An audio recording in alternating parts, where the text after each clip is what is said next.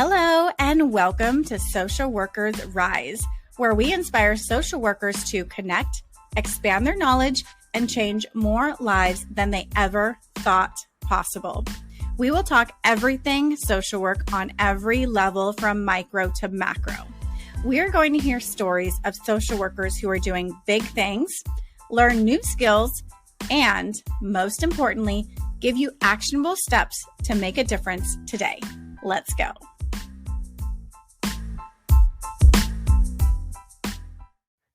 Hello, and welcome to another episode of Social Workers Rise. It is your host, Catherine here. If you don't know who I am an LCSW based in Southern California. I am a public speaker, professional trainer, therapist, coach, and podcaster. My area of expertise is really around burnout prevention and recovery and resilience in social work. I am so glad that you're here today. Today, we're going to be talking about a lot of misconceptions around self-care, right? A lot of times when we hear the word self-care, we're thinking going to the spa, getting a facial, getting our nails done, right? Which is fine, but it's really a lot more than that. And as a mental health professional, it has to go deeper, right? Not all self-care is created equal. So we need to really stop wasting our time with self-care that is not helpful, even detrimental to our mental health. So this episode is for you so that you can decide for yourself what kind of self-care you need and when, because it's going to look different for you on a daily basis. It's going to look different for you than it would be from your colleague, and that is perfectly okay. If you want more on how to dive into self-care and how to just recognize burnout and prevention, then definitely check out the Success in Clinical Social Work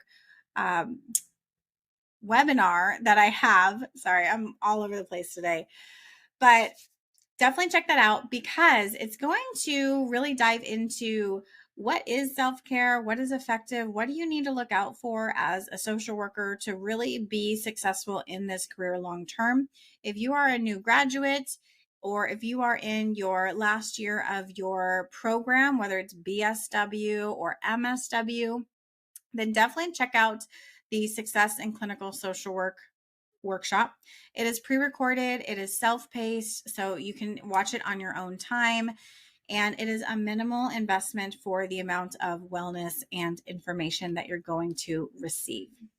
Also, if you are in need of a clinical supervisor, definitely check out the RISE directory at risedirectory.com. So with all of that said, let's hop into this episode.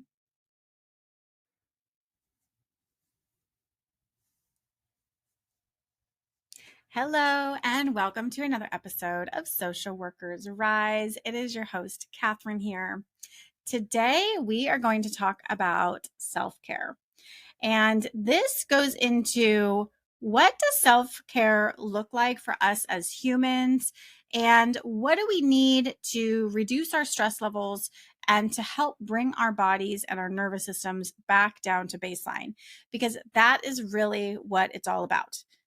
When we talk about self-care today, I'm talking about what is going to reduce your stress.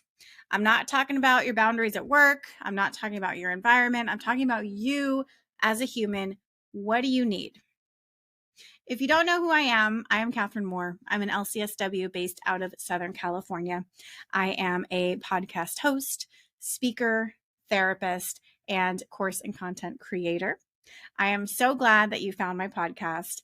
And here I like to talk about the things that you need to know to be successful as a clinical social worker that you probably did not learn in grad school.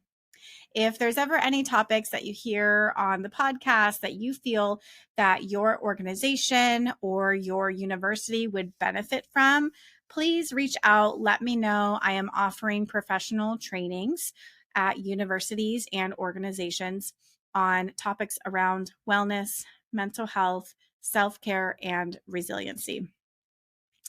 So today, I wanted to just go over what are ways that we can reduce our stress, right? So last week, I talked about stress versus burnout and what does that look like? What does burnout do to you? And how does it show up in our life? And today we're going to talk about ways to reduce this stress overall. And chances are you probably know what to do. And I'm going to reiterate some of them, but some of them may also be new for you. First, I will start out with what is not self-care? So self-care, and the way I'm defining it here, is ways to reduce our stress levels. It's not scrolling on Instagram, scrolling on Facebook, scrolling on whatever, TikTok. That is not self-care in and of itself. Going to get lattes is not a form of self-care in and of itself. Drinking coffee is not a form of self-care. Additionally, when I talk about self-care, I'm talking about when we as professionals in the mental health space are doing our work, we're going to encounter more severe situations than people in the normal general population would. For example, as a mental health professional doing community mental health or child protection services or working in as a medical social worker, the things that you see and experience on a daily basis are going to be very much more stressful and they're going to take more of an emotional toll from you than it would if, say, you were a loan processor, just talking about money, just getting loans out, right? Or if you were working in retail, selling some cute tops, like, oh, these shoes look so good on you, girl. So while all these jobs may be difficult, ours are especially challenging given the situations that we encounter, the trauma that we encounter, and the vicarious trauma that we may experience as a result of being in and near and around human suffering. So that's why it's important to do this self-care every single day.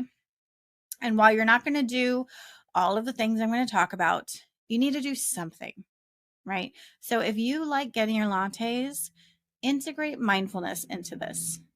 Be intentional about what you're doing, right? So if you are scrolling on TikTok, that in and of itself is not self-care, but if you're intentional about it, it could be a little stretch, but it could be, right? If you're being mindful, maybe if you're doing some deep breathing, if you're looking at relaxing things, but a lot of times we're not looking at relaxing things.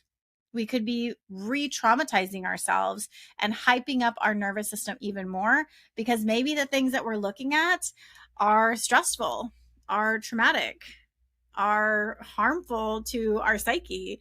Things like human suffering in general. There's so many different areas. And us as social workers, we have a natural tendency to want to learn about these things, to be interested in human trafficking issues, in the homeless population, in struggles with addiction, right? So all of these things are really, really heavy topics.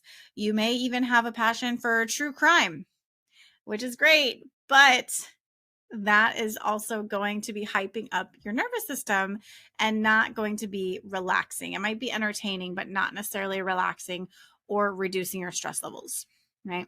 So the first and foremost thing that I want to start with is movement or exercise. And I know you've heard this before, but I'm going to say it again because it's true. It is so true. This is the fastest way that you can lower your stress levels, that you can make your body feel good. And I don't know why we hate hearing this so much, but I swear, if you just took 10 minutes out of your day, or 30 would be great, right? 30 minutes out of your day to go for a walk, to dance, to do whatever it is that you want to do that moves your body. This is going to be the most effective and fastest way to reduce your stress, right? It reduces your symptoms of depression and anxiety. It increases your ability to think, focus, be creative. It helps you be able to learn better. It improves your judgment skills. and it's helpful for your overall well-being. And before you tell me that you don't have time, if you did 2.5 to 5 hours per week of moderate exercise, that is only 3% of your time per week. I know that you do more scrolling than that. I know that some of us do 2.5 hours of scrolling per day. So you cannot tell me that there is no time. What I would believe, though, is that you didn't make the time. You didn't create the time. You didn't create the opportunity. And there's plenty of ways to get creative here with movement exercise. You could wake up a little bit early. You could take a 15-minute lunch break and walk around the block at work. You can walk around the block when you come home from work.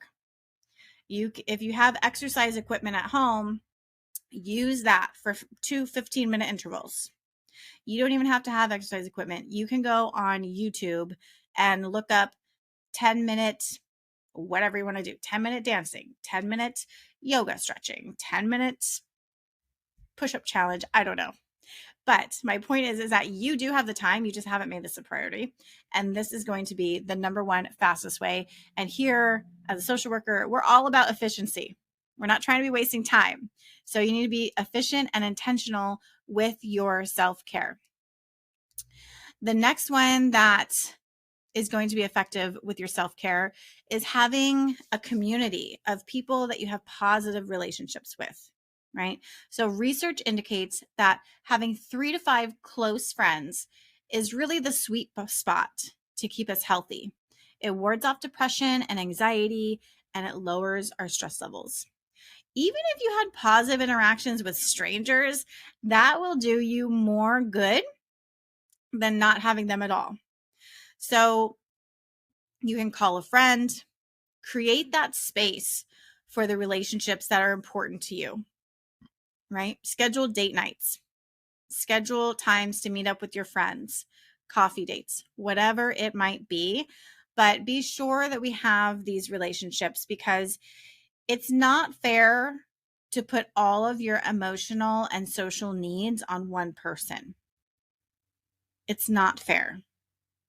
And a lot of times that's what we end up doing is we have a significant other that we talk to all the time. We share all of our stories. We tell them all of our traumatic happenings at work as a social worker. Oh my gosh, it's so crazy.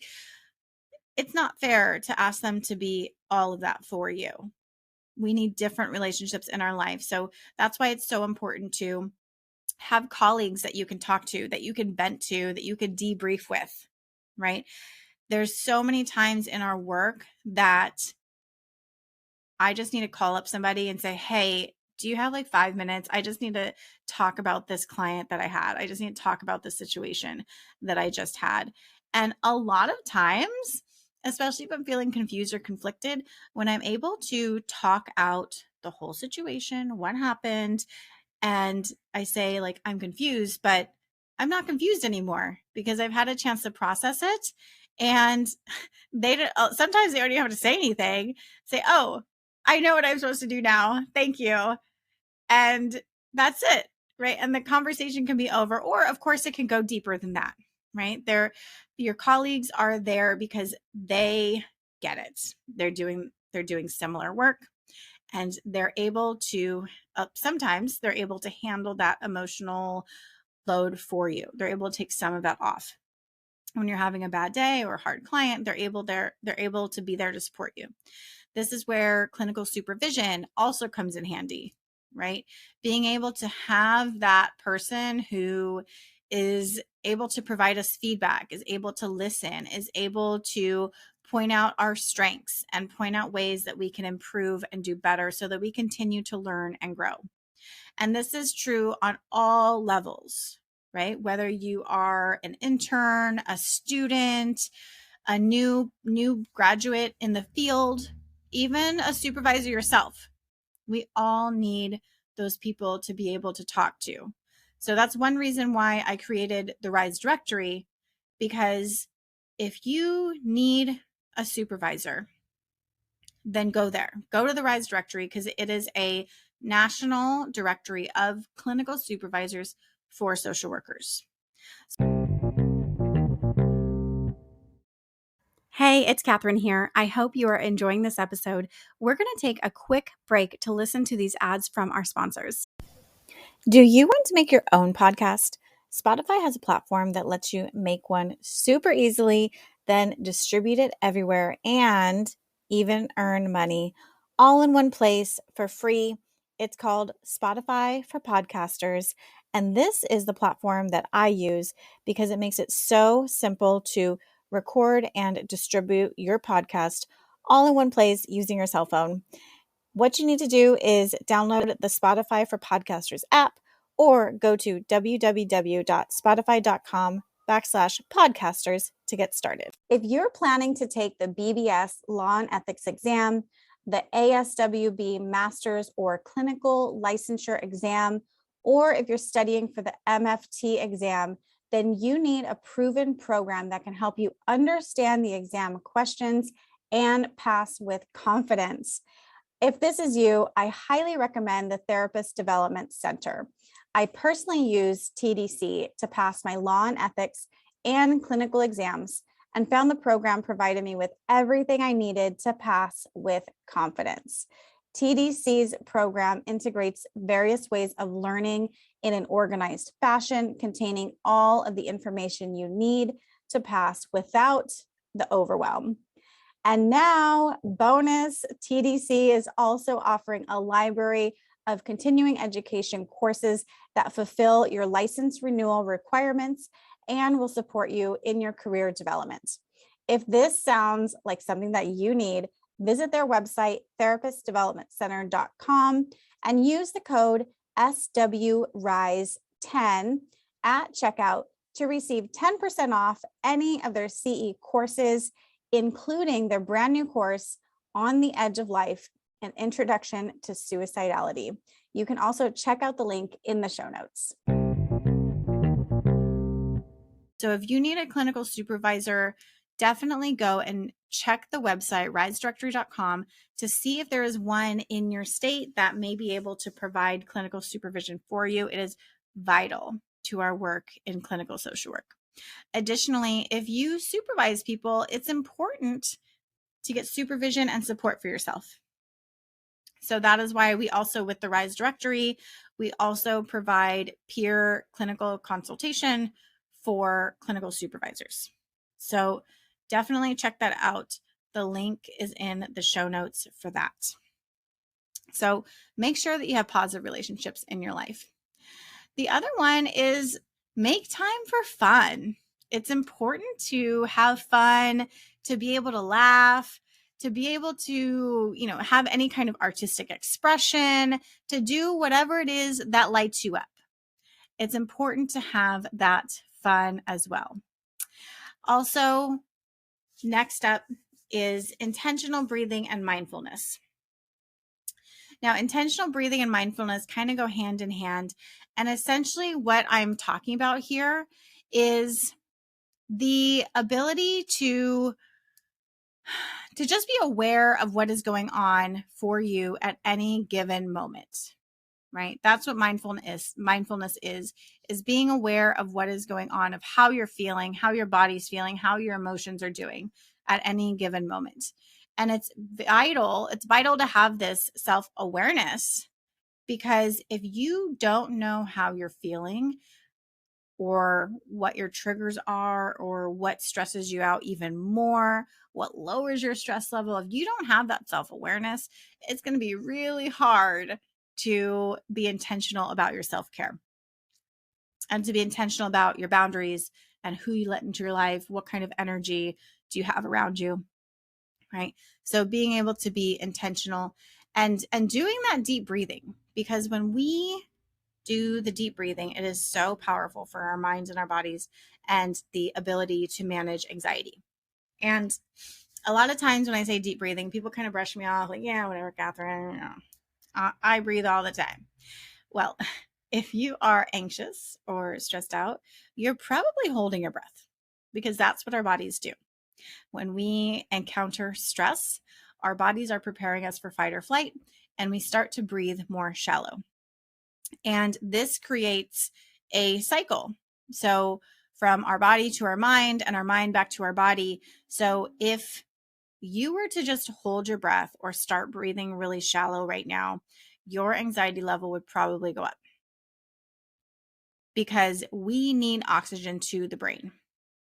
So if you're feeling stressed or anxious, one, be aware of how you're breathing. So think about, how is my breath? And then be very intentional on taking deep breaths slowly, because this will signal to your brain that you are safe and it's okay to calm down and relax. And the brain will then send a signal to the rest of your body that actually decreases your heart rate. It slows your breathing and it lowers your blood pressure as you relax. And the more that you practice it, the more efficient that your mind and body is going to get at lowering your stress level and really helping to bring you down so that you're not overwhelmed by emotion or anxiety, right? Some other ways that we can do effective self-care is show affection. So hugs are great. If we get 4 to 12 hugs per day, that is amazing, because that is really kind of the goal that research has shown that will strengthen our immune system. It helps us feel safe, and it can help increase our self-esteem and our confidence. Also, I thought this was pretty amazing that a warm 20-second hug can help your body feel like it has escaped a threat just as much as jogging a few miles would. Yes. So hugging is, it's real. It's legit. It has been proven by research. So if you can get some hugs in, go ahead. I know it has been hard with COVID and worrying about germs, but if you can, please try to do that. Also, too, if you feel like you need to cry, go ahead and cry. Ugly crying is not a bad thing. I know that we need to be aware and intentional about when we allow ourselves to cry, but if there's things going on in your life and you find that you are constantly pushing down those emotions, pretending like they're not there, pretending like it doesn't exist, and stopping yourself from crying all the time, 24/7, that is not good for your body. That is very, very toxic. So if there's things that are going on, allow yourself a set time to cry. If you feel like you need to cry, it is okay to just cry. Cry as much as you want, or just say, I'm going to cry for 10 minutes. And it's really amazing, because sometimes when you think that you're never going to stop crying, it doesn't take that long for you to stop crying. Because when you do, when your body feels that you're crying, your body brings up all of its resources to soothe and comfort you, which creates a feeling of stability, right? So cry until you just naturally stop. It probably will not take that long. And you can even give yourself time, like, I can't cry right now. I'm going to cry when I get home, when I'm alone, right? That's okay too. But as long as we have that time for our body to really express its emotions, right? That's what makes us human. So there's so many other ways to effectively self-care, but those are going to be the main ways. And lastly, just showing yourself self-compassion, right? So this is treating yourself like you would treat a friend who's going through a similar situation as you. Oftentimes, our self-talk can be extremely harsh and mean and cruel. We can say the meanest things to ourselves. But if we had a friend who is going through the same situation we are, we would never, ever say those things to them. We would never call them stupid or dumb, or you should have just known better, right? Or worse. No, we would be supportive. We'd say, look, you did the best that you could. We can try again tomorrow. Tomorrow's a new day. We got this. We have done hard things before. We can do hard things now. We have overcome so much already in our past, and we can overcome this too. We're not alone. We have people who love us. We have people who support us. And it's okay to make mistakes. It's okay to not be perfect. You are still learning. You're still growing. There's no such thing as failure until you stop trying, right? Failure is how we learn, how we grow, because the times that we fail are the times that we learn how not to do things, how to do things differently. It gives us that insight into when we encounter this situation again, what are we not going to do?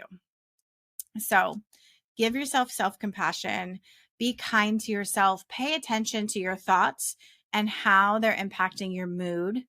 Because when we continue to tear ourselves down, to beat ourselves up after we mess up, it would be equivalent to, tripping and falling and we break our wrist.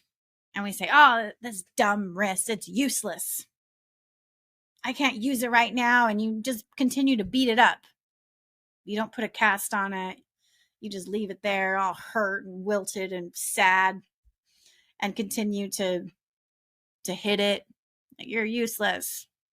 We fell once and now this is what happens. No, that's not what we do. We don't do that with, we don't need to be doing that with our mental health either.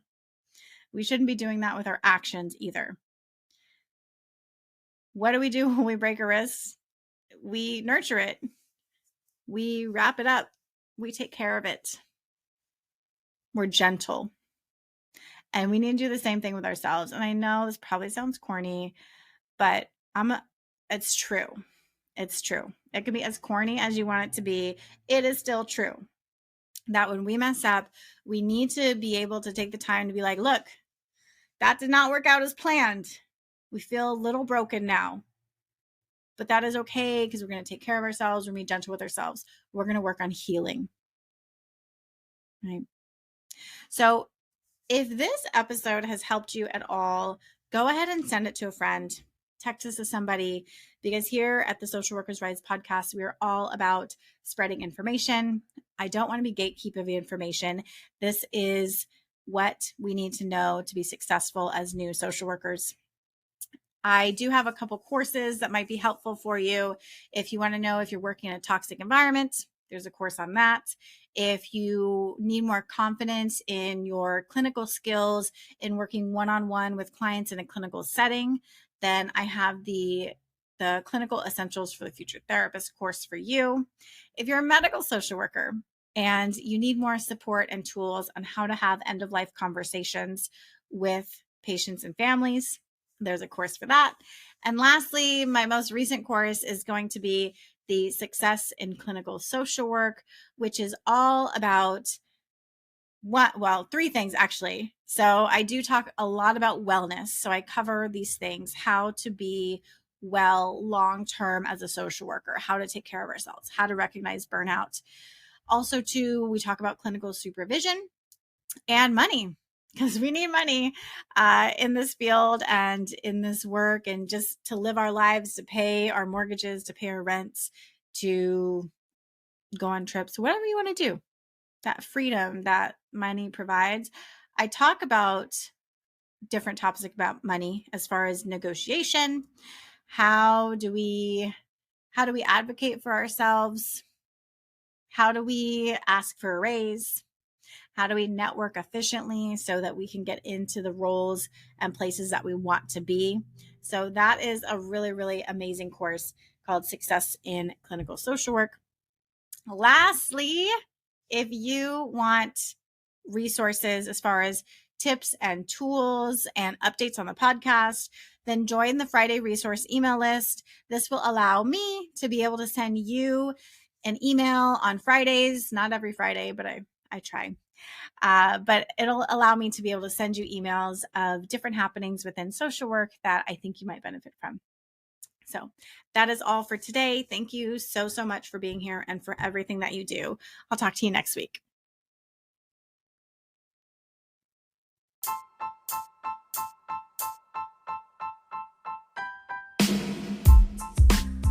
Thank you for listening to another episode of Social Workers Rise. If you love this episode, be sure to subscribe and text this episode to a friend. If you want more, there are a few ways we can get to know each other and work together. First, definitely subscribe to the Friday resource email list. The link is in the show notes. And that's where you can learn more about the courses I offer, including Clinical Essentials for the Future Therapist and the Pulse Basics for Medical Social Workers. I'll also be sending out occasional tips and resources and other happenings within the social work industry. And for all your clinical supervision needs, be sure to visit risedirectory.com. This is a national directory of clinical supervisors for social workers, and we also provide free resources that you can use within your own clinical supervision.